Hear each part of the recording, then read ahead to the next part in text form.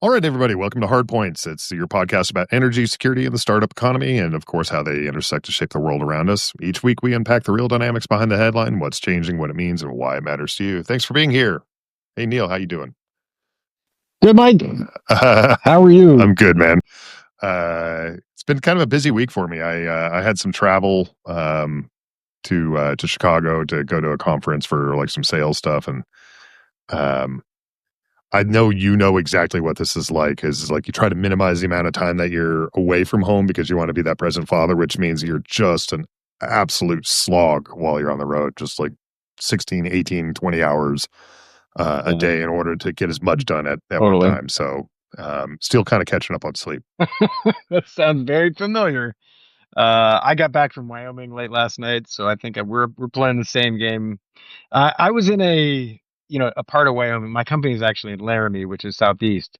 I was in the western part of the state where the Grand Tetons are. So I was in Jackson Hole, which is very swanky. So that was good, but then I got home late last night, and the boys had actually waited up for me, and yeah, trying to keep it all together, man. The ship is a little wobbly at the moment, but Yeah, well, we're still cruising upright, into the weekend. sort of. You got a chance to kind of to write it. Hopefully, coming soon. The weekends can be Yeah. worse though. On the last couple of weekends, we've done we had 5 games in one day between soccer and baseball, and I came away from the weekend more tired than I went into it. So it depends, but just actually, when I was at Google, we had these memes that would float around on Monday. And oftentimes people would say things like, "Thank God the weekend's over. I need a vacation from my weekend." Yeah, I definitely have that coming up. I am running a 5K tomorrow morning with my daughter. She does this thing called Girls on the Run. Um, and then Cool. I was going to ask you what got into you. Why would you ever run that far? But then come if your on, you're a daughter's doing Marine. that, I again, thought you okay. like that sort of stuff. Like, Well, I wouldn't expect a Navy guy to do it. Like sailors yeah, don't but I'm also run. kind of a back. Actually, you know what I'm really interested in? I'm going to start doing after this 5K is rucking. Have you ever done any of that? I've heard. I mean, I can imagine what it is. No, I don't. I I've mean, it's not done nothing it. more than like backpacking, maybe without like a waist belt. It's just carrying stuff, but going for like a good quick walk, but with some weight on your shoulders. Gets the heart rate up. It's a little lower impact on Okay. the joints, for example, and then it builds a little bit more core strength as you're having to physically just carry something man style. Hmm. So Okay. I've been thinking about getting into that. You know, All throw right. 40 or 50 pounds on my back and go for a walk every day. I I can keep an open mind about that. I'm a backpacker. There's these people call it generally camping. Like I always found it ironic that Camping World is actually a place where you go for RV stuff. Like I don't that doesn't make any sense to me. But people also call camping car camping, which I also think is a little weird. Then there's like camping where you like go to a campsite, you unpack the car and you sleep in a tent. That also feels closer to camping to me, but my version of camping is actually what you just described with the ruck. I have a backpack, I carry my tent and all my food in somewhere, and then I set up camp, at least a couple of miles away from the car. Um, so I could get into the rucking. That Yeah, sounds we that sounds so all right. I had this rule with my kids about how I want them to be able to, by the time they turn the next year old, they need to be able to walk as many miles as they are. Right. So yeah, so when they Oh, were, all right. about to turn 2, they needed to be able to do a mile. The problem is they're getting, and the idea that behind that is that we should be able to go backpacking as a family. So my kids have actually been backpacking. I was carrying everything since they were like Mm, 3. Um, yeah. but the Yeah. downside of that is now they're 11 and 9, and which means like that's starting to turn into real miles, and I need to like up my game. Yeah, yeah, yeah.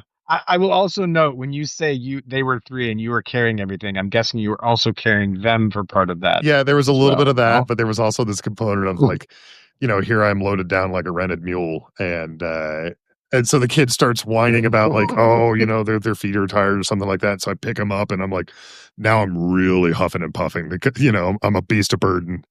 Uh, I I didn't have to Yeah, carry him too far yeah, before yeah, they realized like Dad's working pretty hard. Maybe I could just put in the miles myself.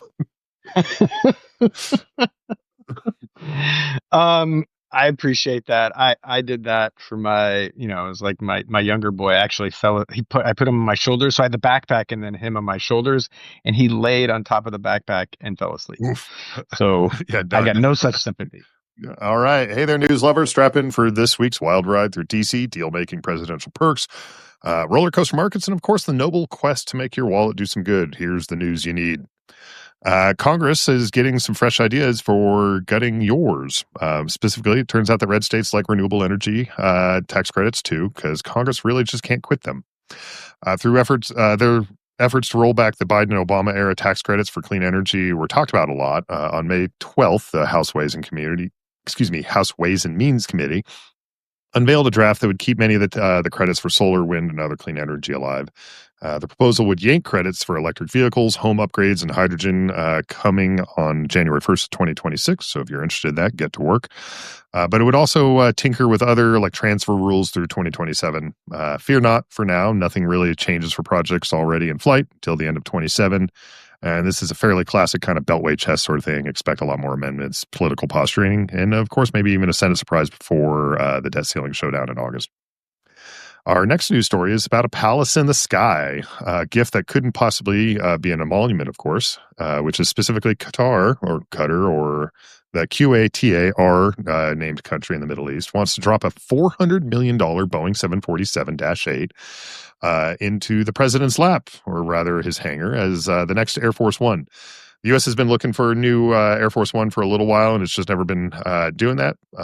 So instead, the Qatari monarchy decided to gift it to the Air Force, where it will have to retrofit it at taxpayer expense. It'll use it for a year or two in theory. And then the gift is supposed to be then given to the Trump Library Foundation in no later than 2029, which, because it's not a direct gift to the president in any way, then it's not considered technically an emolument.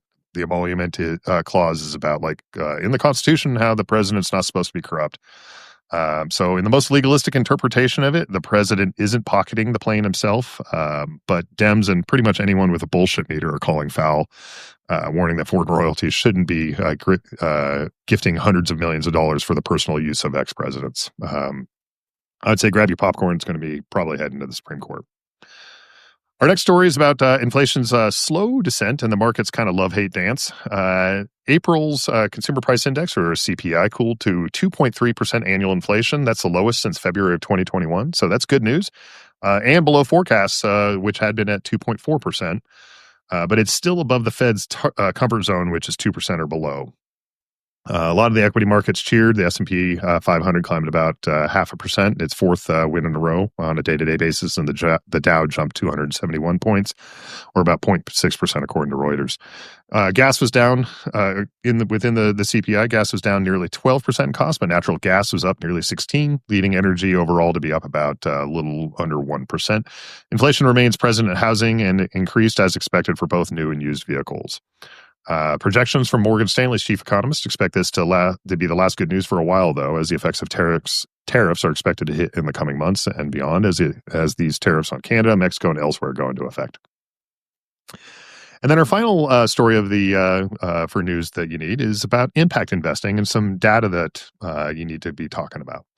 So if you hadn't heard of it, impact investing refers to the investments made with the intention of generating measurable social or environmental benefits alongside financial returns. Investors target sectors such as renewable energy, affordable housing, education, and healthcare, where capital can drive really positive change. The argument is that by investing things that are needed to build the future, you're actually investing in less risky investments and can potentially even make more money.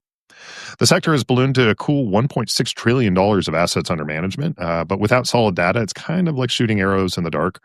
The Global Impact Investor Network's Impact Lab ran some regression analysis on about 1,000 deals, mostly in financial inclusion, and found that a couple of things. One is that hand-holding helps. So active impact guidance, thinking of technical support and advisory work, helps to boost job creation. And that, somewhat paradoxically, board seats actually hurt. So sitting on investee boards actually correlated with fewer jobs being created. So something for the governance gurus to consider. The network's verdict is that people should be standardizing metrics, sharing performance data, and move from good intentions to hard evidence. Otherwise, you're really just mixing capitalism with charity and calling it a day. You can learn more with the report online at the Stanford Social Innovation Review. Anyways, that's the skinny for the week. Whether you're lobbying for tax breaks in a flying palace with a foreign prince, arbitraging central bank policy, or trying to do good with your dough, remember the only certainty in politics and markets is uncertainty and, of course, the occasional 747. And that is the news that you need. Kind of bananas, right? Oh my God. Oh my gosh. I mean, I'm gonna start with the tax credits, but the flying palace is so ridiculous. All right, so on the tax credits, I'm acknowledged that it's just the House. But essentially, it's called the House of Ways and Means Committee. It's the tax committee. It's just on the House side, and it should be moderated some by the Senate. It's far from done. There's a lot of negotiating left to do, but I just keep asking, like, but why? Um, it's not going to meaningfully impact the budget. It's uh, it is most of these dollars are investing in America, which is what I think most of us agree is a good idea. If there's opportunities in the next 100 years or so, it's gonna be this is gonna be a big part of it. So I just keep asking, sort of, why? Why eliminate what is clearly a, there's plenty of commercial private sector momentum, and for every dollar that's invested from a tax perspective, I think it's like $7 or $8 are invested on the private side. So I mean, it's just anyway, it's counter to everything that the current administration says it wants to do, and it's counterproductive. So yeah, but why? I mean, there seems to be to me the most obvious explanation is it's probably just a payoff scheme, right? Which is that if you hurt renewable energy, Mm, you're creating more demand for fossil fuels. I think it's stupid and short-sighted. I don't think it actually increases the demand for it, but it has the optics of creating that demand. And so you're hurting yeah. the right people.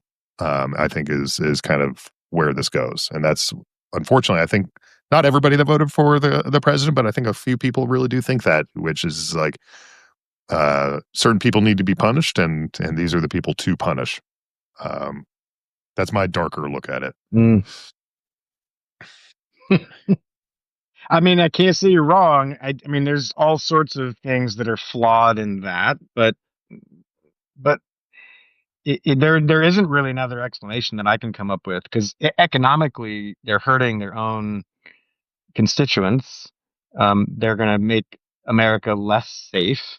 I mean, if you look at how the military measures whether or not an energy source is resilient and increases force protection or and force readiness and lethality, it starts with can you interrupt the fuel supply? Is it risk averse to attack, et cetera, et cetera? And all of that would lend to more sources of generation as fast as you can get them. And we're, I mean, it's like we're tying one arm behind our back because we're going to take a whole category of generation capability out of the mix. So I don't get it. Um, I don't, I, it, your explanation could be the right one, but it's like they're uh, they're cutting their nose off to spite their Yeah, face kind of humans are, situation. myself included, we're prone to, emotional decisions. And this feels like you don't know it. And so it has the appearance of looking the right way. And it's hurting the people that you want to hurt. Obviously, not kind of Yeah. the world that we want to live in either. Like, we shouldn't be vengeful people, just as kind of a broad stroke. But maybe moving them over to the Mm. component of like how it hurts the constituents, the people that they're actually voting for it. Like, it's worth remembering the vast majority of renewable energy in this country is being produced in red states, and projects are being developed in red states, and capital, jobs, Yeah. energy, all going to red states. Uh, It's like 85. It's not even like a slight majority. It's like 85% Yeah. of it. So I don't. I mean, like I understand why, like why that hasn't totally taken off. As far as kind of like common knowledge there, but Mm, like it should be. Like this is good. This is good for rural America. This is good yeah. for conservative places. This is good for those places.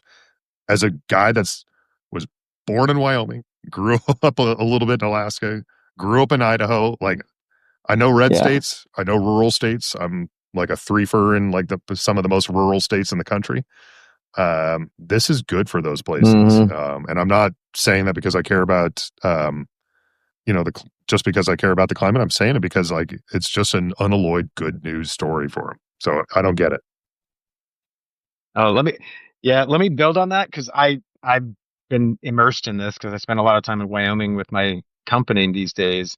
I learned about the rural electric situation, which is when electricity was first built in America, rural America was left out of that development. It didn't get electricity because the utilities that built energy, they built it mainly around cities. And so even into the 20s and 30s, the cities had electricity and places in rural Wyoming, for example, did not. It wasn't until an act of Congress created and I'm going to get the name wrong, but it was essentially like a whole administration around rural Yeah, it's the Rural Electrification electrification. Act. That was it. It's the REA. There, there you go. All right, thank you. I didn't remember the name of it, but so now you have rural electric co-ops. And for me, have interacted with the Wyoming Rural Electric Association, which is a conglomerate of co-ops who deliver power to these rural places. And so just intuitively, is it better in these vast places in America, is it better to produce this energy centrally and then deliver it over long transmission lines? Or is it better just to produce the energy where it's consumed and you can build these smaller renewable projects in more places that brings the cost of energy down significantly for these rural folks?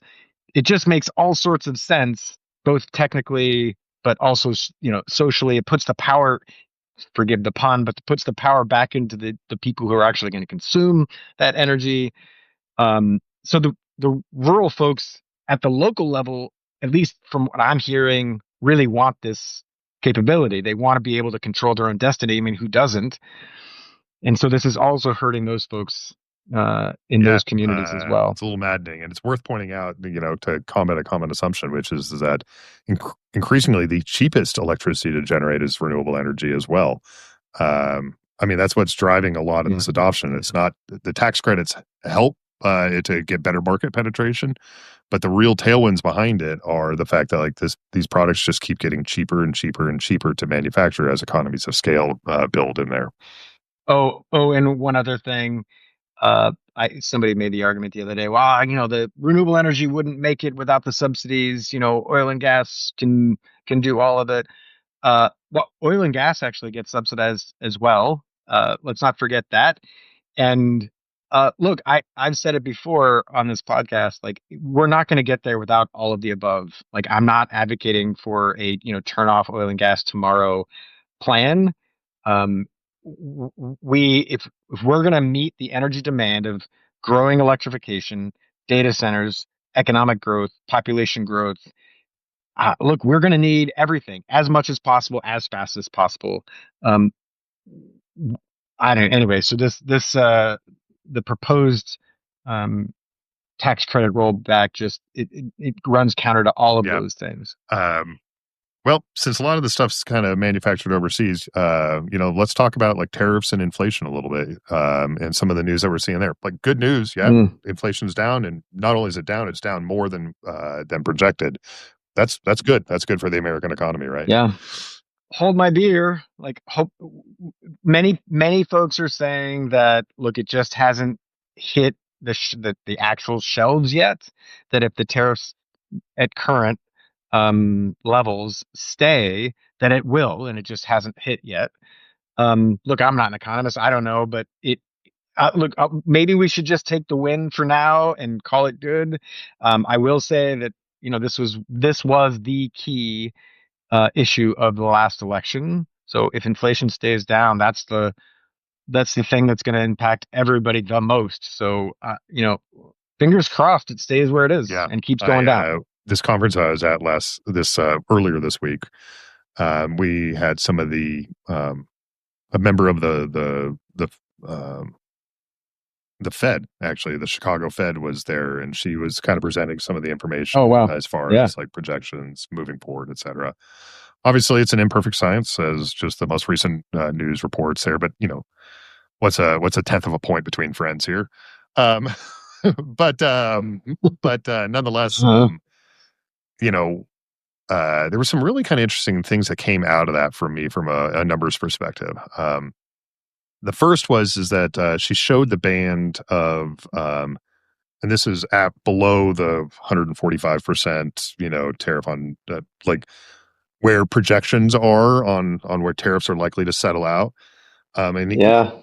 even though that's lower than like some of the kind of the shocking numbers that were coming out early in the tariff conversation, it's still higher as a percentage of the American economy and than any time since the 1930s.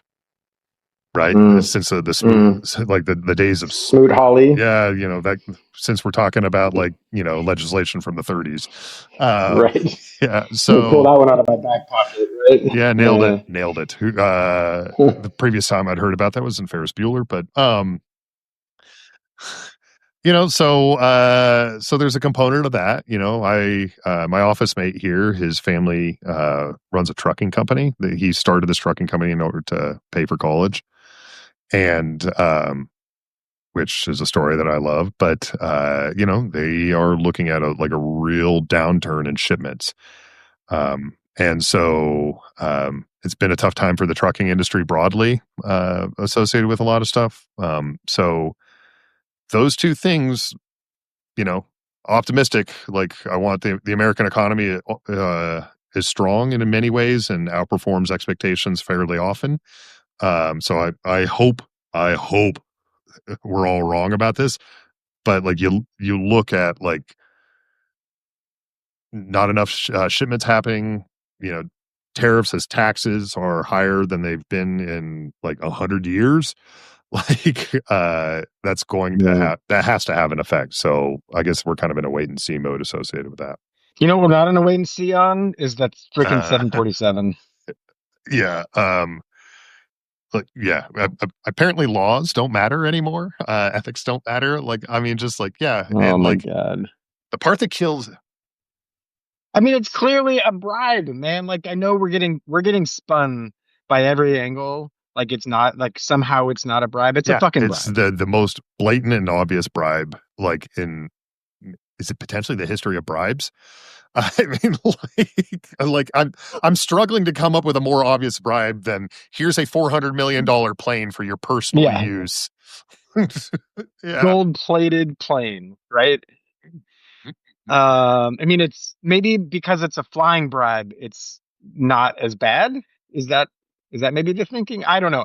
But here's the other thing. I look as former military members, maybe we can add this to the conversation. Um, we referenced this a couple of episodes ago too. Like everybody's trying to listen to us, even the president for sure, the Secretary of Defense. That's when we talked about it last. Like our personal devices are all getting spied on. Also, if Air Force One is supposed to be essentially a flying skiff, like if we go to war, the president doesn't like stay in the White House. He gets on Air Force One and it's a mobile command center. And so let me make this point by making a very general statement. When we got a new building at our base overseas, and I'll keep it generic. We got a new building at a base overseas. We flew in people from America to build us that building. And we shipped the materials, concrete, bricks, no shit, like everything came from America. And the reason was that if anybody else had built that building, there was no way we could ensure after it was built that something wasn't inside that building that would eventually become a national security concern. And so I'm going to keep it generic because I want to stay out of trouble and out of jail. But like, think about what could be in that airplane now that we will never find out about in the future that would jeopardize, again, not just a government official, the government official who would command World War III if it were ever to come. Yeah, it's a It just nuclear blows my command mind. center. It is a mobile command center for nuclear war.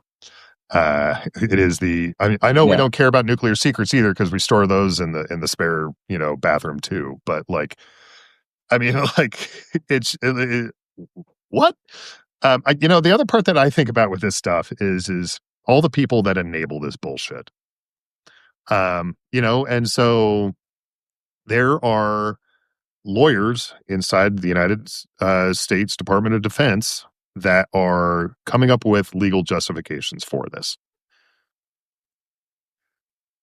The world's full of scumbags and people that will accept bribes openly, right? And so, like, they're going to be there. Unfortunately, in my opinion, we elected one. But there's also thousands of people that are going to be involved in this, and every one of them has a duty to do the right thing. And the people that are creating legal justifications for why like somebody should be allowed to be given a 400 billion or $400 million airplane for effectively very little use for the US government in the long term and for a maximum benefit of the grifter in chief, right? Like it's beyond the pale. And I'm if I know any of you from my time in the service, I'm ashamed of you. Like you have a duty to stand up for this. And that it angers me that they're going along for this. And I don't buy the order. I don't buy I'm following orders or doing my job. It's not you have a higher duty. Mm. Well, as you say, hopefully it gets adjudicated that a court somewhere stops it. I mean, I don't know how else it's going to get stopped. To your point, it feels like everybody else is going along. Uh, yeah, a flying bribe is still a bribe. Well, maybe into some more positive news. When we're talking about less grift and more capitalism associated with here is the idea of impact investing, which is there's this quote from Sam Altman, who is the head of OpenAI, the biggest AI company in the world. Previously, he ran Y Combinator, which was like a huge accelerator. It's like the accelerator within the startup world in a lot of ways. And Sam Altman's quote was, I believe in the future, and to be a successful investor, you have to believe in the future. And so, like, to me, that's what impact investing is at its core, which is the idea of like, what is the future going to look like? And I want to believe in a future that's positive, not just based on grift and fear. But a positive, forward-looking aspect of the future. And so you'll see that a lot of the companies that came out of Y Combinator were about like changing the world in ways that they thought were interesting.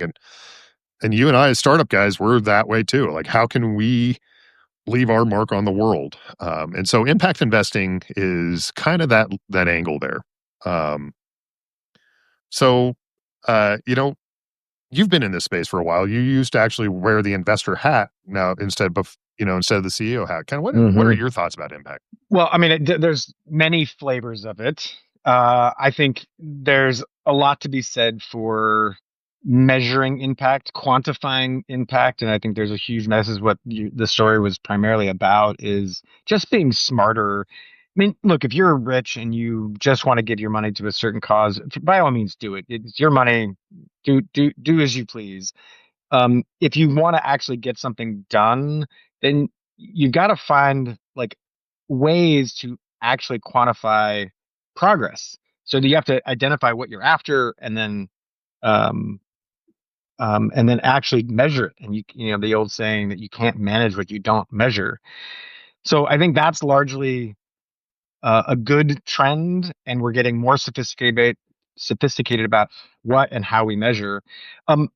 That said, I'll go even a step further and say, like, there are some things that just can't be measured, um, and that's okay too. So there's sort of two alternatives. One is like, look, if you're rich and you just like it, go for it. Two, measure what you can. Third, like don't get so hung up in the numbers that you don't fund something that really should be funded, because at a human level, it just makes a lot of sense. And then the last thing I'll say is, and this is encouraging from the startup world, you know, venture capital is really expensive, meaning over time you pay a lot for venture capital. That's because those venture capitalists are taking a lot of risk. There is a category now of capital, meaning financial investment, that is even more risky than venture capital, and that is philanthropic capital. And this is, think of Bill Gates putting money into a certain project. Look, so high risk that they know that it's a 1 in 100 chance of succeeding, but that it's really good for society if it succeeds, and therefore they're going to take the risk. Venture capital would never take the risk because it's just too risky. The philanthropic capital looks at it sort of like a donation, right? If we get return on this, great. If we don't, that's okay too. And so that's relatively new and a flavor of this impact investing that I it's worth really differentiating. That's appreciate. separate from philanthropy itself, which by definition always has a negative 100% return. You always lose all the money that you give in philanthropy, and the idea is it has some sort of social impact. And so there's this idea of blended finance, which is like, okay, if you want to have this impact on the world, kind of this philanthropic capital, mission aligned investing, for example, what's the blend of impact returns and financial returns that you want to see there? But it's worth pointing out most impact investing is really, they're looking for market rate returns. They're looking to invest into the future, but they also want to make the same amount of money. And more or less, that's a very doable thing. Matter of fact, not only doable, in many ways, in my opinion, it's preferable, because if you're investing into the future, into a positive forward-looking future about like where the world is going to be, you're investing into you have the right lens on which investing should be, which is forward-looking, longer-term, not short-term mindset. And that pays off. That's a de-risked investment because you're using the right lens. So that's my 2 cents. Yep. Well, speaking of investing, I dig it. we're going to be talking to Daniel Kim. He's a buddy of yours. So why don't you introduce him? Yeah, Daniel's a fascinating guy. Started his career on Wall Street. He spent, I think, 26 years, investment banking. He did some trading of, billion-dollar funds on the bond side, and then ended up in private equity where he bought and sold companies. And then, tragically lost his teenage son, to an accident, and that turned his world upside down. He left the investment banking world and started a foundation named after his son, and he's been running that for the last just about decade. And then I met him about 2 years ago, and I met him at a energy conference, and he was just sort of like, "Look, I've learned from my Wall Street and foundation experience how to help early companies succeed. And I want to do that. I'm in the sort of last chapter of my career and want to have an impact." So we were just talking about impact investing. Daniel's doing it both with his dollars, but also with his time and his expertise. And he's specifically building a company in the energy space that has an environmental impact, an economic impact, and also doing it with some of the tools that he has developed at the foundation. So should be a fascinating conversation. I'm looking forward to picking his brain a little bit. And yeah, I'm looking forward to jumping into it.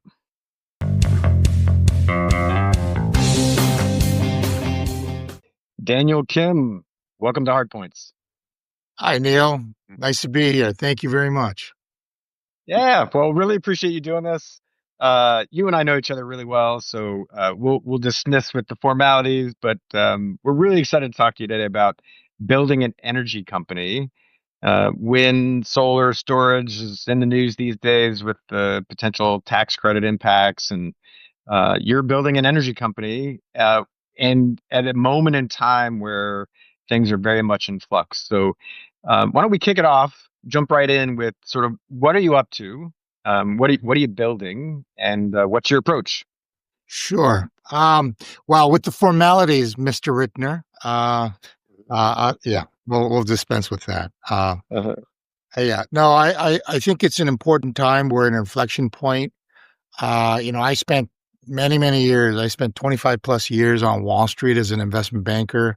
I've done all sorts of different things from M&A to leverage buyouts, capital markets. And I loved going into companies and learning about different industries. And I've got through some difficulties in my life journey. And so one of the big things for me is as I'm reaching the latter part of my career, I want to make an impact. I think this place and time in the world, energy is something that impacts all parts of life. It's almost the backbone of civilization, right? Everything from how the policy to national security, how and it affects all the way down to wages for people. And so it impacts all of our lives. It makes a huge difference whether we have a reliable source of energy for the light bulb and the heat to not, right? So to the way people are paid, lifestyle.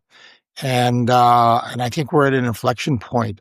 It's the next industrial revolution, if you want to say it that way.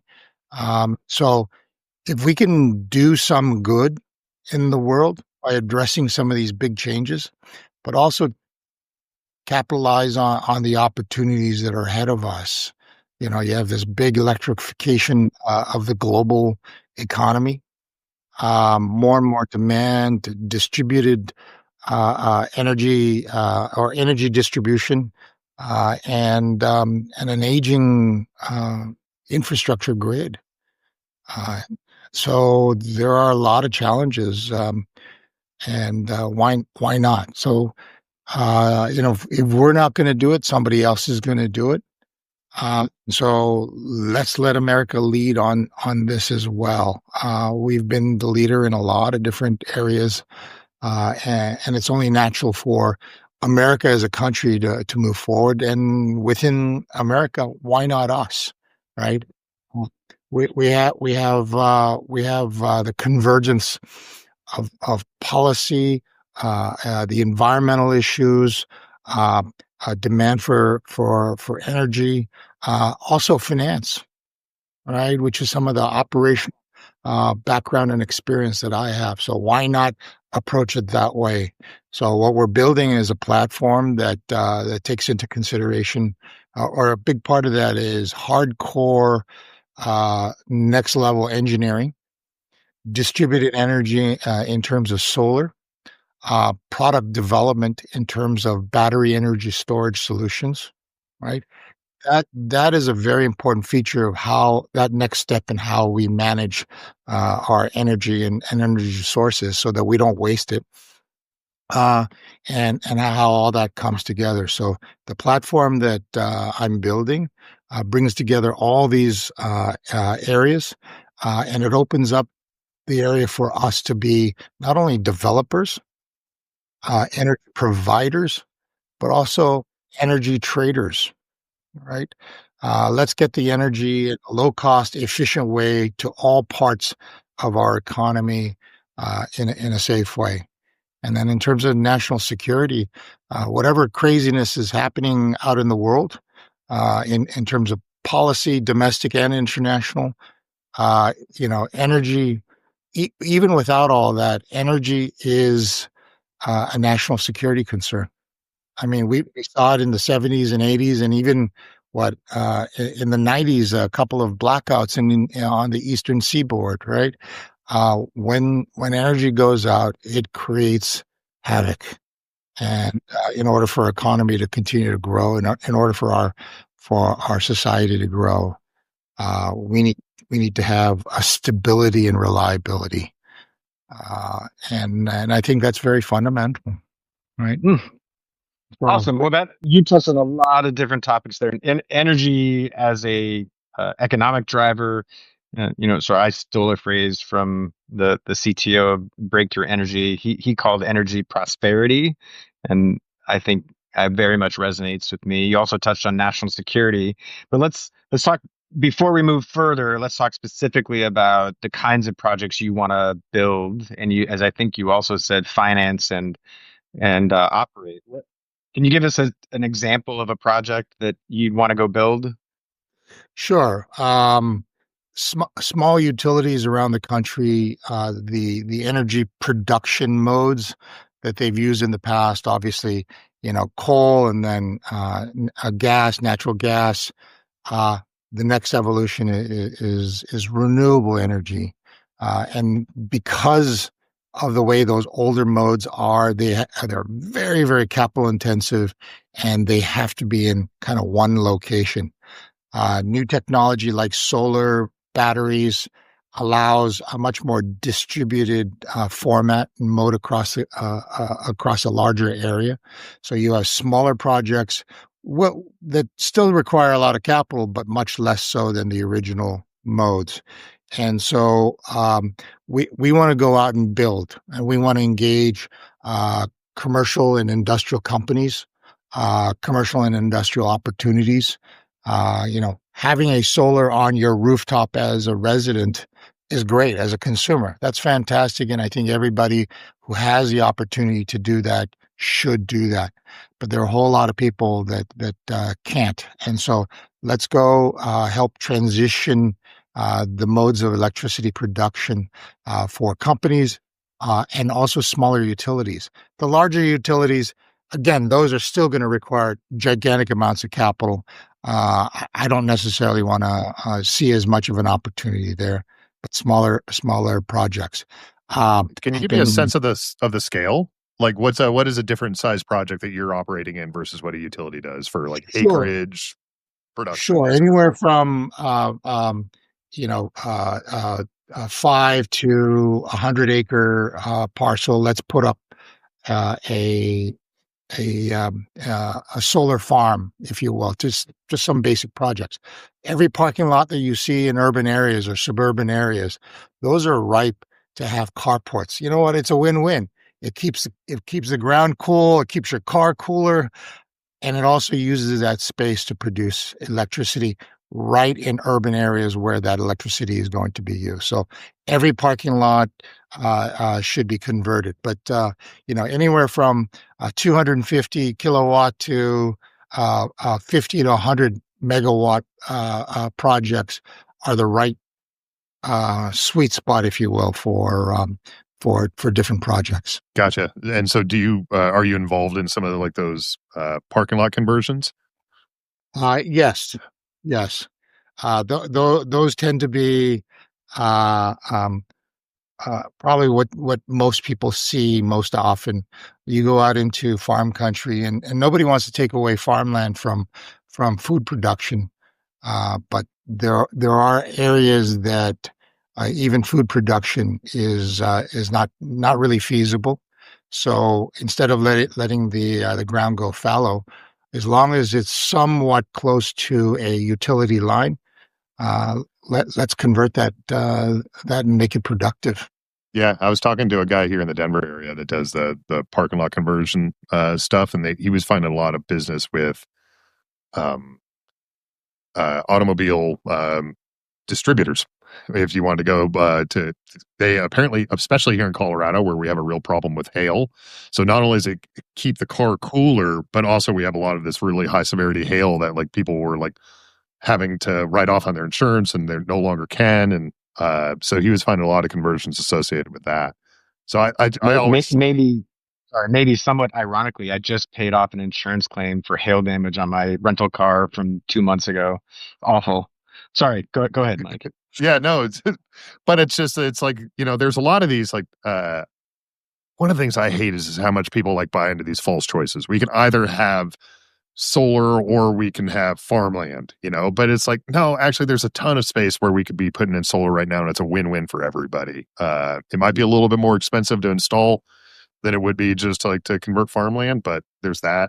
I also know a couple other companies that are operating in like agrivoltaics, which is the idea of like that if you can kind of intermix solar in some ways, especially in the West where like water loss for the plants is actually the bigger concern, like that little bit of shade sometimes of the day actually helps to improve crop yields. Yeah, so there's a lot of interesting stuff there. Yeah, absolutely. There's no sense that you have to give one up for the other, right? Why not do it all. And from a cost standpoint, I also liken it to, I remember going to CES about 15, 20 years ago, probably about 20 years ago, and seeing a flat screen TV, 100-inch flat screen TV, and the cost of that was over $100,000. I just saw one at our local warehouse store, and it was being offered at $1,800. I mean, Yeah. just imagine that price drop. Now, I don't know that solar energy is going to have that kind of reduction, but the cost of installation will go down as we have more and more of this implemented. Mm. So the other hit on solar, of course, is that it's intermittent. But I presume you're doing those installations with batteries. Is that right? Well, it only makes sense to install batteries with them. You know, when you have energy production and it goes into the grid, you know, the peak production hours are probably from about 11 to about 4 in the afternoon, but the highest consumption time is after 6 p.m. when most people get home. So what do you do with that? You know, sometimes a utility will have more electricity than they know what to do with. So you either store it, or in the olden days you dump it. So you spike it into the ground. Whereas lost electricity.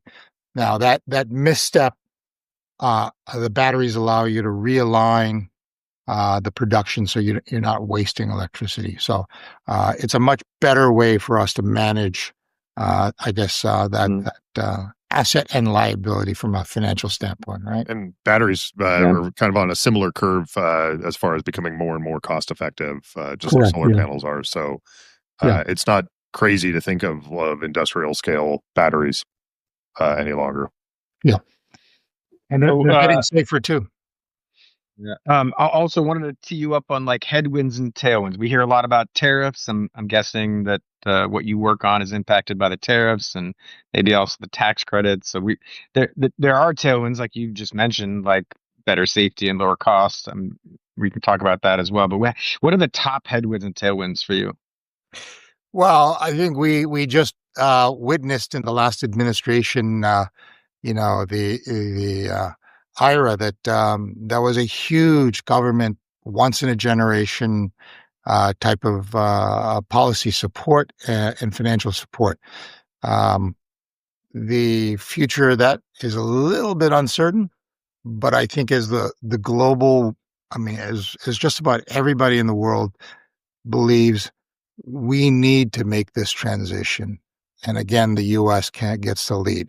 Whatever happens from a policy standpoint with the Inflation Reduction Act, the tailwinds are still there. You know, there's tremendous growing demand for electricity. The environmental issues, I mentioned that at the top of the podcast, and there's a growing, I say, demand from consumers for electricity created or energy created from renewable sources. So those are, I think, great tailwinds for this movement. The headwinds, if you want to talk about that, national security. The uncertainty of the markets. I mean, we've seen many markets grow quickly, and not just in energy, but grow very quickly, taper off, and then go into quite a bit of chaos before new players, new capital come in, reorganize, and then set itself up for longer term growth. I think that's what we're also seeing as well. So a lot of new entrants into the market, a lot of competitors, and quite frankly, that's creating a little bit of an industrial chaos as well, or some difficulties. But we'll get through that, and I think it creates a lot of opportunity for disciplined operators and disciplined financial capital to come in. Yeah. So what happens? Go ahead. Oh, go ahead, Mike. You're good. Yeah, I was going to say, so there's one of the things that you were talking about earlier is the idea of that, like how energy equals prosperity. And in that statement, you're very in line with like the new Secretary of Energy, Chris Wright. Chris Wright's an oil guy by background, has been working in that space. But so I just kind of want to highlight that there is this opportunity or this shared mindset about like how energy provides access to a certain quality of life. Now we can go overboard, we can be very wasteful. Uh, but one of my favorite factoids is that the amount of electricity that the average Nigerian pulls off of their grid is about 1/10 of what my fridge uses in a year. Right. And so like who am I to tell a Nigerian or anybody else in the world they're not allowed to have a fridge? Right. Like there is this access to the middle class component. And so I was wondering maybe if you could talk a little bit about like the energy equals prosperity component about and what your thoughts are about like waste, where we can find alignment with people that are from more traditional energy sources. Um, just kind of pull that apart a little bit. Well,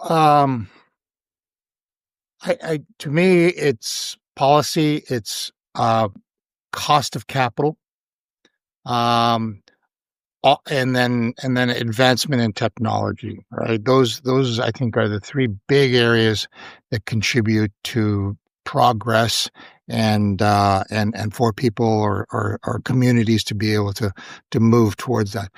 From a lifestyle standpoint, of course, everybody wants to be able to have light at nighttime. I mean, that created, um, you know, uh, fundamental changes in even family life. So quality of life issues, I think are fundamental rights for people. And in this day and age, there are communities out there around the world that don't even have that, running water, the impact. So that to us, it seems so basic. It's almost so foreign. Right. But yeah, you're right. Everybody, if they should choose to have a refrigerator, they should be able to have it. And at the same time, we can't forget the demands and restrictions of old modes, capital constraints, policy constraints as we move towards. We can't just kind of flip a switch and all of a sudden one day oil and gas and coal are turned off and solar and everything else. It takes years, decades, and even unfortunately generations for this transition to take place. And so we have to find great ways to work together with traditional modes of energy production, the old oil and gas guys, right? I don't see that going away anytime soon. Um, but we also don't want to make an enemy of that as well, because they are a much larger part of our economy and our dependence on our economy. And the more we are in an antagonistic dialogue with them, the more they will resist, the more the new, modes will resist. And what do you got? Let's be practical about this, right? Let's be practical about it, and let's help them see the opportunities that they have in making a transition as well. And I think there are a lot of great responsible companies that are seeing that. Maybe it's not as quickly as some sectors of the political sphere may want it, but they see it, right? So, It's happening. Daniel, let me give you a bit of a hypothetical. It's only partial. What happens if the current tariff structure stays in place? I mean, we get most of our solar panels from China today, most of the batteries also. What happens if that tariff stays in place? I think a lot of it slows down the transition here, because at the end of the day, great relationships, also competitive cost advantages of different areas. It has been traditionally cheaper for China to produce the basic solar panels than almost any other place on Earth, right? So is that going to change anytime soon? Are we going to start up solar panel production in Minnesota or Ohio or even LA? I don't think so. But let's all of us focus on what we're really good at. So whether it's Vietnam, Egypt, anywhere else, I think there are areas that you have cheap cost of production. tariffs are in general not a great thing, but it will slow down the transition because it's going to be more expensive, and the more expensive it is, it's going to require more capital, right? Mm. Does it help you in any way though? Like you mentioned Vietnam. I mean, I think does it help our um, national security picture at all if we get some production moved to other places? Or are there do you see any benefits from those tariffs staying in place? From a company standpoint, I think there are some advantages because the ones who are established will have a little more barrier to entry from and production from new entrants into the market. They'll have to go raise more money. They'll have to commit more capital to being able to compete. But it does create more risks for those investors. Um, you know, from a national security standpoint, does it really make a difference when you have essentially dumb components, right? Solar panels are not the part that I think is threatening. I think it's the part where you have firmware, where you have semiconductors, where you have software embedded into that.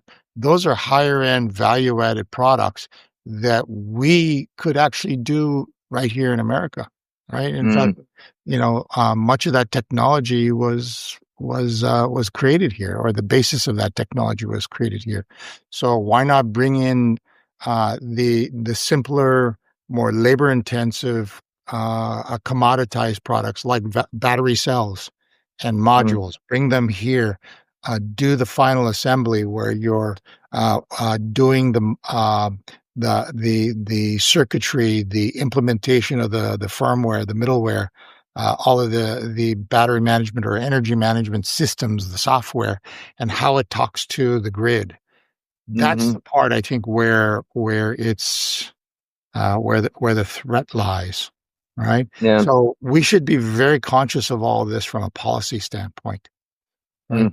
Let's be smart about this, and we want to foster American development, American companies, to be able to really compete at that, for the next 10, 20, 50 years. But we don't necessarily have to go after and reproduce the most basic commoditized components where the margins are so thin and the technology is actually very old, very basic. Yeah, this is, it's worth pointing from a national security standpoint. Like, the U.S. won the Cold War in part with, having military capacity, but mainly through like blue jeans and Pepsi Cola, right? It was just like this strong economy and the soft power of culture that was able to kind of to push the world around a little bit, and ultimately push the Soviet Union into a corner from which they couldn't come back out of. From a national security standpoint, if we want to compete, like thinking about it in terms of hard power and pure manufacturing it's just old thinking, and it's not even really learning some of the lessons that we've had, which is that like actually what does best for our economy in many ways is what's best to us from a national security perspective. And so, yeah, it's good for America if the low margin stuff is being potentially manufactured somewhere else. But we also have to figure out how to provide economic opportunity for the folks that typically would have been kind of low margin workers here stateside. How do you kind of, as how do you kind of balance that out? I think you have a unique perspective, and I think this is an opportunity to kind of introduce the Dragon Kim Foundation and then your background as an investor. How do you balance that out as an impact investor? Maybe you can define what impact investing is, and then kind of talk about like where that goes into like changing America as we move forward. Yeah. So, well, I think the first part is impact investing. It goes back to, we have this big energy transition. Why not us? Because it's going to happen, right? But at the same time, if we can do some really good and make an impact, a positive impact that has a legacy and has long-lasting effect, and make some money while you're doing it, why not? right? So, in very basic essence, that's what impact investing is, where you are guided by principles of making a positive change while, I guess, preserving the principles of capitalism and opportunity, right? So, um, I think I've always gone back to education, providing opportunity. And Mike, you said it, blue jeans and Coca-Cola, that's how we won the Cold War.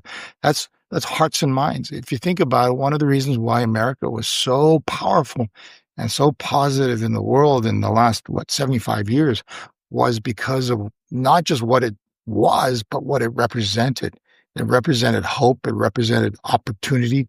It represented a chance for people around the world, but also they saw the example of the way people lived here in America. They were educated with free public education. They got great jobs. They were able to build great middle class lives, and that's the hopes and dreams of everybody around the world. And it was really the admiration that I think won the Cold War as well. Why can that not continue? Right. That's why doctoral students. That's why the brightest and smartest, and even those who were not necessarily the brightest and smartest, but the ones who were willing to take that risk their lives, risk every penny that they had, risk their whole livelihood to get over here. And then once here, they risked it all over again to build something, to contribute. And so that, I think, is the power of America. That, I think, we need to keep going as opposed to antagonizing the world and turning off of people. So how do we do that? Listen, my cultural background is as a Korean American, so I love K-pop and all that, and I think it's fantastic. Who doesn't love K-pop? Then? Well, yeah. K-dramas and Korean barbecue and all that. But you know what? It has a bigger effect than just the music and the movies and the food, right? There is a hegemonic force behind that. Now, Korea is a small country, and I think it's doing fabulous. But America has that power. Let's not lose that. Yeah, right? Let's harness that. I mean, like, it's the brand of Korea. You should talk about K-pop and like Korean barbecue and things like this. People have an association with Korea. And as a result, Korea punches way above its weight because it's exporting some of these other things that are not necessarily physical hard goods, right? And the American brand is a lot of that too. Like we're the land of Hollywood and Capitol Records, Pepsi Cola, and Levi's jeans, right? Yeah. And that is the brand of America, but it's also this brand of being able to be a place where risk takers want to come and where risk takers can find reward. Great. Absolutely. Yeah. So let's talk about the Dragon Kim Foundation a little bit, like, and some of the work that you're doing there. So it goes back to, what is Coca-Cola and its leadership, right? And so the Dragon Kim Foundation is something that is very close to my heart. It's named after my son, Dragon. And yes, his mom and I were crazy enough to name him Dragon. But it is a direct translation of his Korean name. And unfortunately, 10 years ago, we lost him in a tragic accident. And so his mom and I created the foundation for us in his memory, but we wanted to build a legacy for him. So what we focus in on is leadership. As parents, we thought it was our job to give our kids, open as many doors as possible, to give them as many opportunities as possible, expose them to as many things as possible. It was his job, his sister's job, it's the young person's job to then take all of that and find what they're really passionate about. And that becomes the basis of something really powerful, not only in their lives, but in their communities, because then they can take that and as they develop leadership skills, they can really take advantage of opportunities. So the foundation is really a venture capital, if you will, venture capital for high school students who want to do community service projects. But instead of just handing them a check or handing them money, we want to set them up for success. So it's a 7-month leadership training program. They get intensive leadership training, business training. We call that an MBA in a box. They got great mentors to work with. Neil himself was a mentor, or still is a mentor. And then we give them the funding. But they go out and they make an impact in the community. So we don't tell them what to do. They come to us with their idea, just as an entrepreneur would come to us and say, hey, this is the problem that I see and this is my solution. Right? So these young people come to us and they say, this is how I want to make an impact in the community. So when we invest in them, not just with the training, with the skills, and the mentorship, but with the capital, all of that capital gets reinvested into the communities from which they come. And so, we like to think about it as a win-win. So, taking a step kind of back, we want to empower the next generation of leaders, right? These young people, if you give them an opportunity, they can do tremendous things, right? It's opportunity. But then when they do tremendous things today, imagine what they're able to do tomorrow.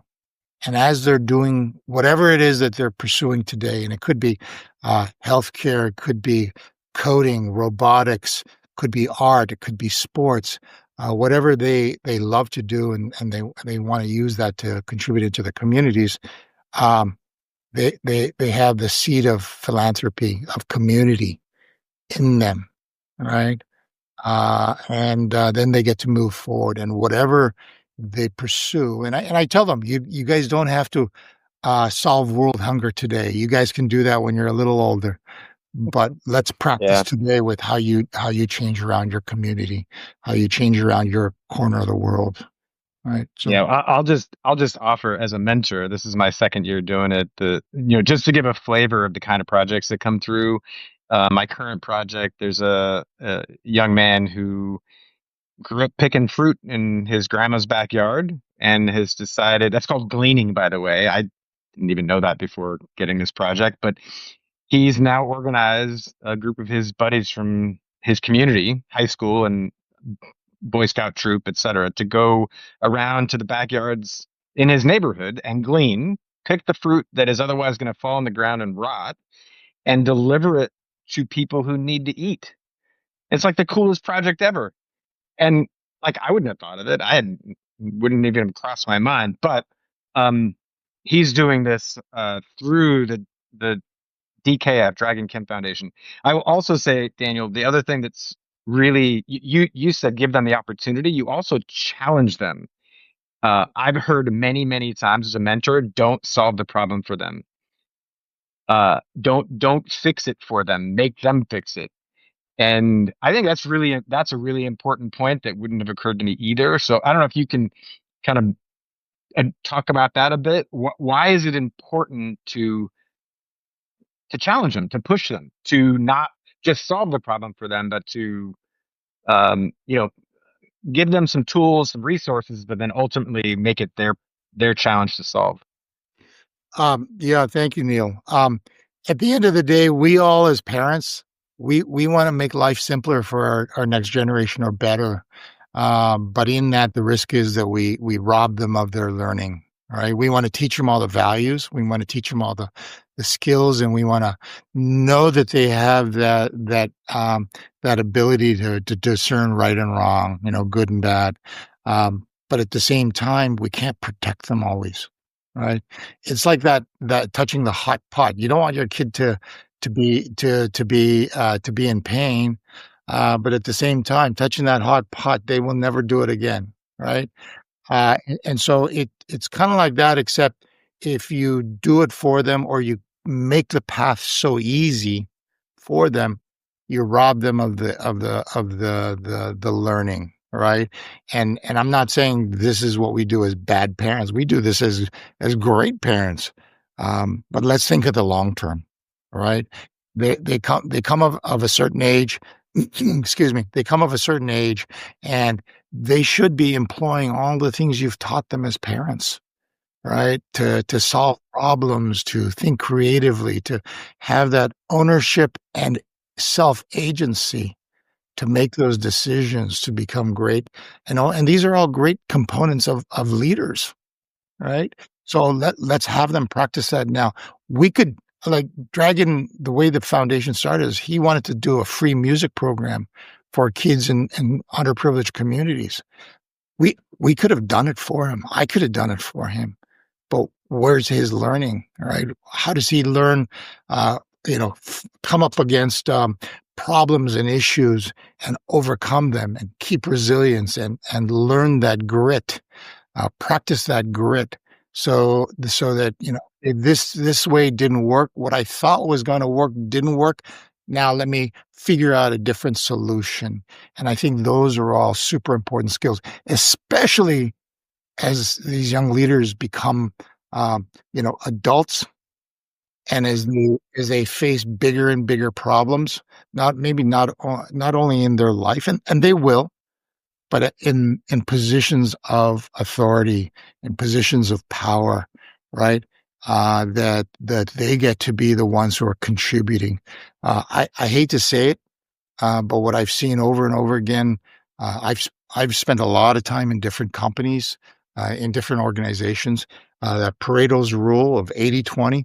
Well, I hate to say it, but it's true, right? There's a reason why 20% of the people do 80% of the work, or 20% of the customers, represent 80% of your revenue. I mean, these are rough numbers, but in society, you're either a leader or you're a follower.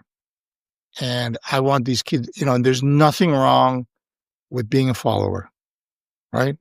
But some of these kids that want to make a difference, want to make an impact, if they have a dream and they have an objective and they see a solution and they want to reach for it, I guarantee it lies outside one's comfort zone. And so between where my comfort zone is and where my dream and hopes and my commitment lie, there's a whole lot of discomfort.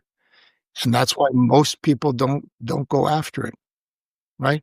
But the ones who are willing to, they have to go through all that difficulty. And the more we clear the path and we save our kids and protect our kids, and then we again, Rob is too denying. word. We Yeah, deny. yeah, absolutely. So I don't want the mentors are phenomenal mentors like you, Neil. I mean, you have all incredible capabilities. I would want you to pass on your grit and your analytical thought processes, but I wouldn't want you to do the project for the kids. Just as I shouldn't, as much as I'm tempted to do these things for my own. Yeah. So, so my inner mantra for my kids has been my number one job, my main job is to prevent them from permanently damaging themselves.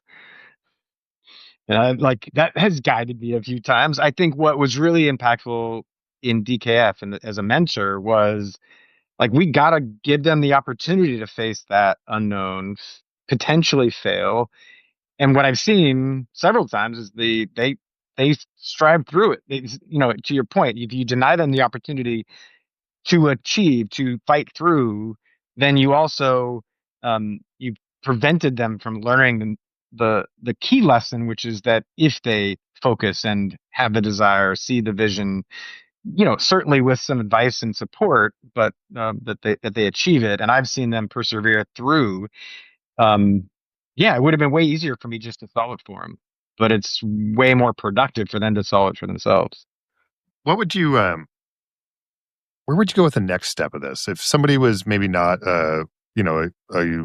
a high school student, somebody that was in their 20s or even their 30s, how can they move from potentially just being a follower, somebody that's sitting on the sidelines with a dream and taking that next step? You're an investor. You've worked with entrepreneurs before. How do what would you encourage people to like get off the sidelines, either to become an entrepreneur or to take other leadership positions in their community? Um, I would say just move forward. Take, you don't have to have every answer solved. You don't have to. I think having a good plan in place. I make the distinction between perfection and excellence. Let's always strive for excellence in everything that we do, but it never has to be perfect because there's no such thing, right?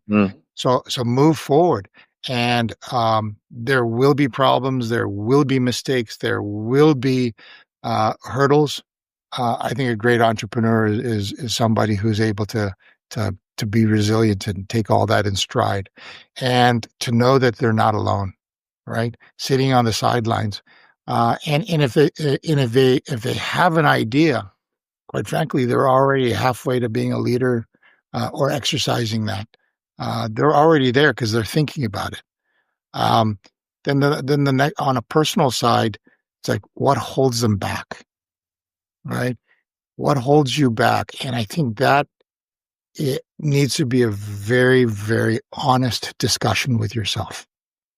And I think a lot of people aren't willing to do that, right? And so, it's being vulnerable and to saying, "Hey, I don't think my idea is good enough. I don't think I'm good enough, right? I don't know if I have the stamina. I don't know if what I create is going to be any good, right?" But that's the root of, I'm a failure. I can't do it, and that becomes the back door. But if you're really honest with yourself and just say, "Okay, I'm scared of embarrassing myself," it's like you might just accept it. You might, but that's okay. And embarrassment is just in your own mind, really. What is the difference between fact versus interpretation? The way our brains work, it's almost all interpretation, and it all gets commingled, and we think of it as the truth or the objective truth, and that's what holds us back. So let's separate it out and just go for it. Move, take a risk. Yeah. And in terms of this type of training, I mentor young adults all the time. Let me, as we're wrapping up here, I just want to see if we can tie all this together, because you touched on it briefly. Wall Street for 25 plus years, now Dragonkin Foundation for a decade or so. And I've heard you talk about how you sort of bought and sold companies in your Wall Street days, took some of that learning into Dragonkin Foundation, and now you've developed a curriculum and you've got, an approach to helping mentor high school students that now can be applied to your investing and, the energy company that you're building, et cetera. So can you tie that together for us? Sure. So one of the things I did working with executive C-level staff at big companies and small companies, big part of what I did toward the end of my end of that time was doing private equity.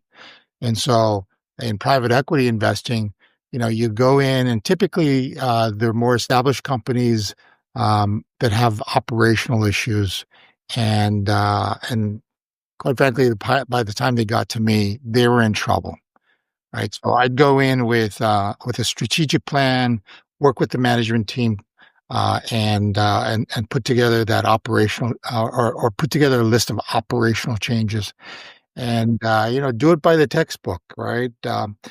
Get everybody all involved, get everybody all lined up. You all agree that you're going in this particular direction.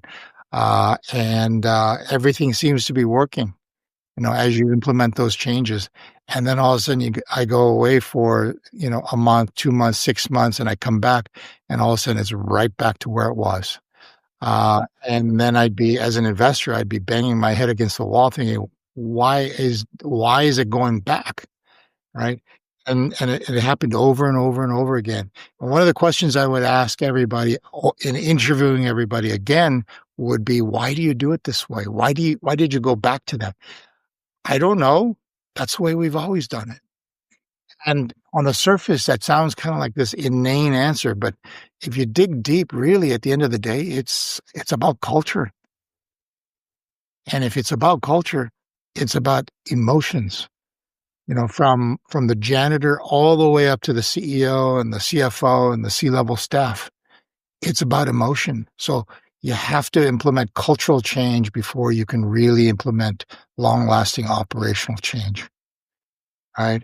And in a very brief nutshell, those were some of the big lessons that I learned. And so I started delving into uh, um, human behavior, what drives behavior, emotions, which led me to emotional intelligence, which led me into different aspects of what is important in leadership. And so my approach there, the way I interact with CEOs and C-level staff, quite frankly, I'm not a I'm not a child, teenage development expert. I only implemented what I knew with Dragon and his sister, and it worked, right? And then we adapted that approach to work with high school students, right? Because this is the same approach I had with new companies that I would get involved in, doing cultural change assessment. Who are the influential people? What are the PowerPoints underneath the power structure or the management structure?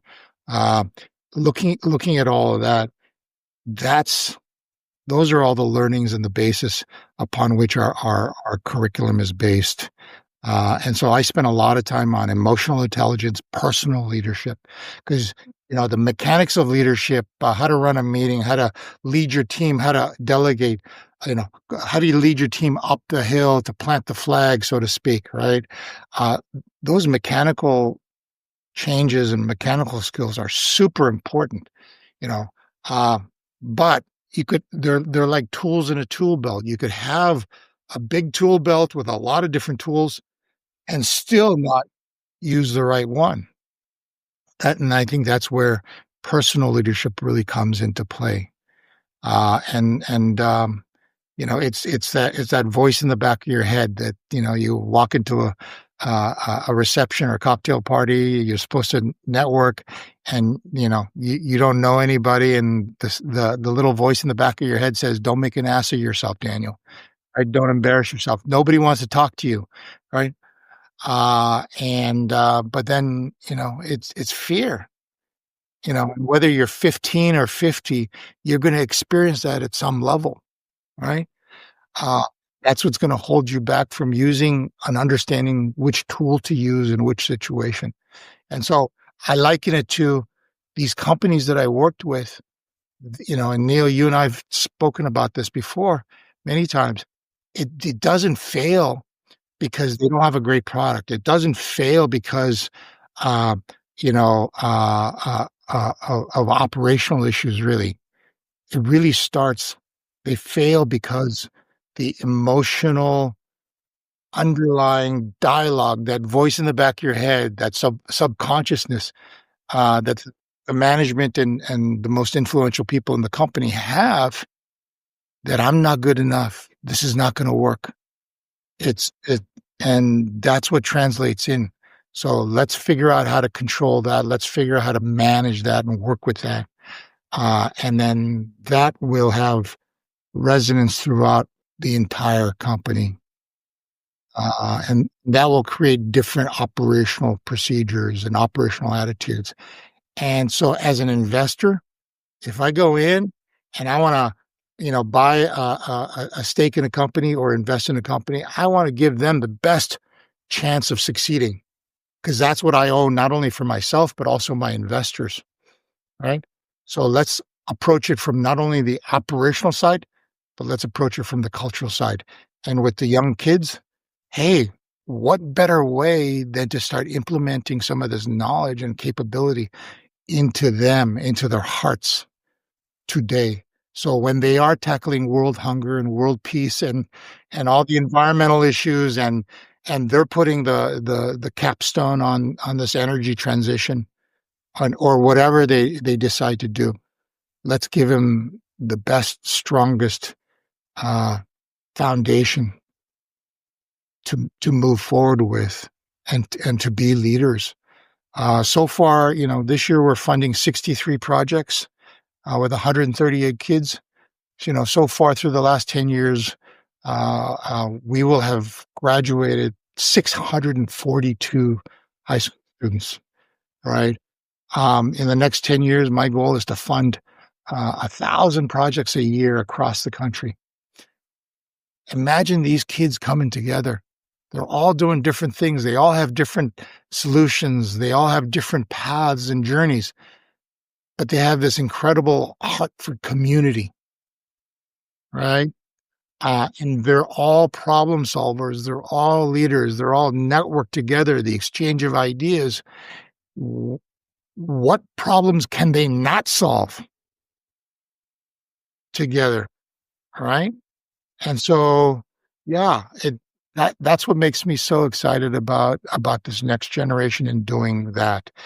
And if we can, whatever we invest in, whatever we are trying to solve, and for us, it's this energy, it's the environmental issues. That's what we can grasp now. We can do it better than we would have individually on our own without the tools. And now without all these kids too, right? So, yeah, I'm very excited. I'm very excited, and we are going to have challenges. We're going to have failures. We're going to have stumble, but that's okay. I'm scared to death, but that's okay because the dream that we have, the solutions that we need to solve are much bigger than each individual one of us, and we get to go after them together. And that's what makes me very excited. Mike, Neil, you guys are fantastic, and I really thank you. Yeah. Well, Daniel, Kim, thanks for being here. It's an inspiring story. We really appreciate you sharing what you're working on, but also how you have built the Dragon Kim Foundation and how you're changing lives at the community level and at the global level as well. So thanks for being here. Thank you, Neil. Thank you, Mike.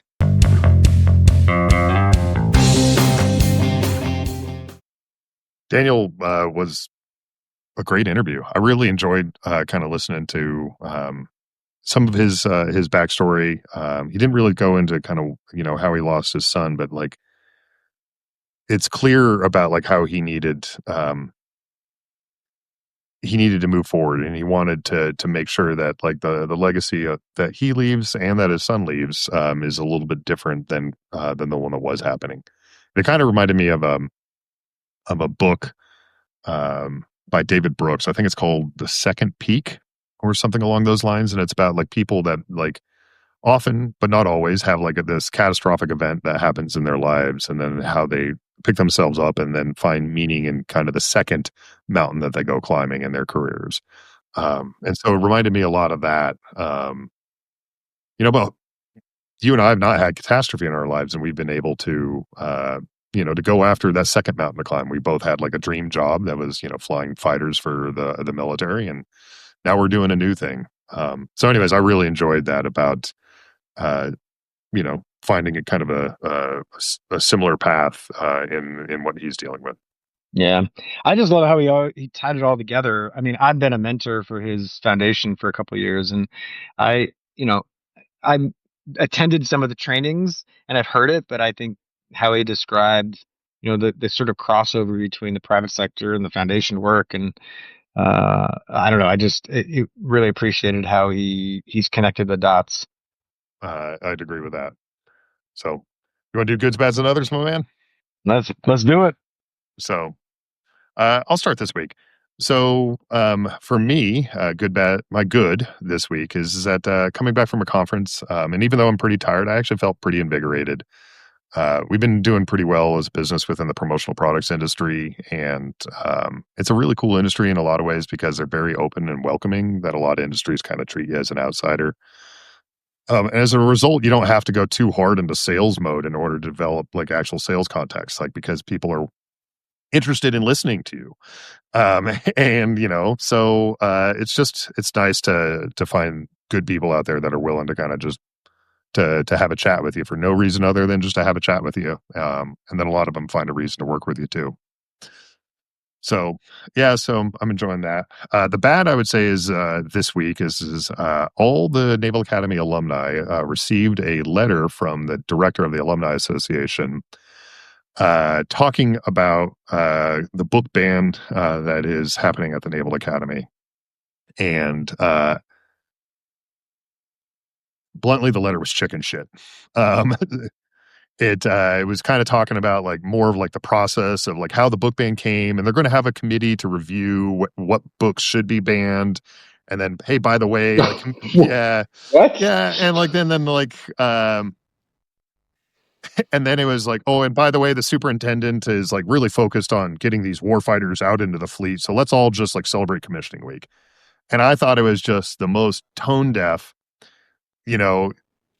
just missing the point. Like the reason the letter came out, it was like, as far as I can tell, it's the first time that like there was like this letter from the head of the Alumni Association to all alumni. And so like alumni are upset. They're very upset for a very legitimate reason, which is that the U.S. Naval Academy has been engaged in canceling speakers, censoring political speech, and banning books. And like that's just, it's bullshit. It's not what an academic institution should be doing, even in the government. And I thought the letter was just way off the mark. I'm sure he's a good person, but like, what the fuck? If we're talking about banning books, what are we doing, man? What are we doing?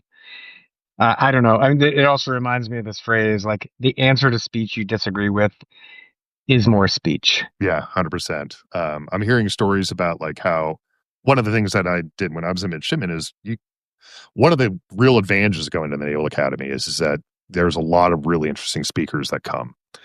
So like when I was a midshipman there, like you'd have these lectures and like Supreme Court justices would come. And so like Antonin Scalia would come, and then there were open mics at the end of the speech where you could get up and you had to ask in front of the entire brigade of midshipmen. So you better you better not intimidating at all. Yeah, but you better believe in what you're saying. And people sometimes stuck their foot in their mouth and said stupid shit. But justice of the Supreme Court should be able to handle any question that a 20-year-old kid can throw at him, right? And so, but isn't that the job of a 20-year-old student in college is to say stupid shit? That's in your job description. Yeah, because if you're thinking and saying stupid shit, there's probably somebody else in the audience that's doing that. And you know what? The Supreme Court justice should be able to school you bluntly. Yeah. And but I'm also hearing stories about like that they had to pre-submit questions for when the SecDef was there. And I'm sorry, Alumni Association. I'm sorry, Superintendent of the Naval Academy. That's bullshit. That's not what the institution's about. Anyways, rant over. Yeah. My other for the weekend, believe it or not, is a camping trip.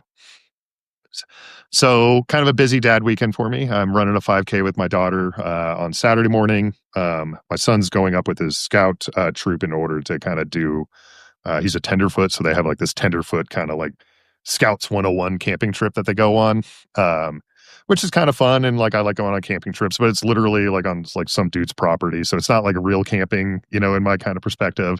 And there'll be a lot of awkward conversations with like other parents that so it's kind of like this weird, like I'm camping, but it's really like in like essentially a very large backyard, so we'll see. I may love it. It may be a lot of fun, like this bonding sort of opportunity, or it may just be like a Seinfeld episode, kind of perpetually awkward. So, oh man, okay. Good luck with that. We'll see how it goes. Good stuff. All right. Well, my good this week is I'm just encouraged by the dialogue in the Supreme Court right now. And there have been a couple of court cases already where there were some surprising verdicts by justices who were appointed by Trump that you would sort of just expect to fall in line, maybe, and they didn't. They've showed independence. And most recently in this birthright citizenship case, Several of the so-called conservative justices have shown independence, and so it just gives me hope, man. I don't know. I mean, like in this world in which I'm pretty fearful about several things I've been vocal about. Like the being people being deported without due process, et cetera. I think that we seem to be maintaining an independent judiciary is encouraging, heartening. Yeah, here. In addition to that, my bad this week is like I didn't really buy into the narrative that Biden would lost it as much as maybe that's like I just admit like I had a bit of bias there. It was like, oh, the far right's just making that shit up. He was fine. Turns out he wasn't fine. Turns out he was being managed and was showing his age more and more, and that they put his decision making between 10 and 4 or something. Like he was clearly being managed. I just I'm disappointed that that was done at all, and it decreases everybody's belief in the system, that there are good leaders anywhere there that are just doing what's right for the country. That was clearly in his interest, but not the country's interest. And so I'm actually a little pissed off about it. I think we should all be pissed off about a president who's clearly in decline and not willing to step aside at the right time. Yeah, absolutely. I mean, I think this actually ties back to the 747 bribery thing, which is there was a lot of people that had a duty to the country to speak up and say, like, this guy is not fit anymore. Like, he should not be running for reelection at best. And at worst, like, we need to be talking about, like, what is it, the 25th Amendment or something like that? Like, if he's losing it, he's a human being. That happens. We have process and procedures there that, like, it would be for the best interest of the country for that. And there was a lot of people that enabled the wrong thing. And so Biden's a human being. He made a mistake. He probably should have stepped aside, because if he has presidential decision-making capacity, he should have the capacity to understand when he's losing it. But also, like, there were so many people that were in that loop that should have done better. Yep. Yeah. My other is, look, I mean, everything hinges on Ukraine. I say everything. So many things hinge on Ukraine. And we don't have to, we'll get into this in another episode, but Ukraine not just getting handed over to Russia, to me, is the first in a long string of things that could happen if it goes the other way. And so I'm encouraged that Russia and Ukraine are talking, but I'm also super nervous that if we don't get the right outcome, that China's watching, right? There are a number of other countries that are watching to see what America is going to do. You're going to see how this thing plays out. They're going to see how the global community rallies or doesn't. And I feel like we should all be really interested in the outcome here. I am I very much have connected the dots. Ukraine's existence, survival, fight is closely aligned with our national security interests, and so watching very closely what happens with these talks that are underway. Yeah, fingers crossed, and I couldn't agree more. Well, Neil, I think that's all the time we have. You want to read us out? Yeah, absolutely. That's it for this episode of the Hardpoints. Thanks for listening and for being a part of the conversation around energy, national security, and the startup world. If you found today's episode useful or thought-provoking, please make sure to follow us wherever you get your podcasts. And if you're feeling generous, share it on social media or send it to someone who'd appreciate it. Thanks again to Daniel Kim. Hardpoints is produced by Jordan Caruso and brought to you by the Valor Media Network. We'll see you next week. Peace.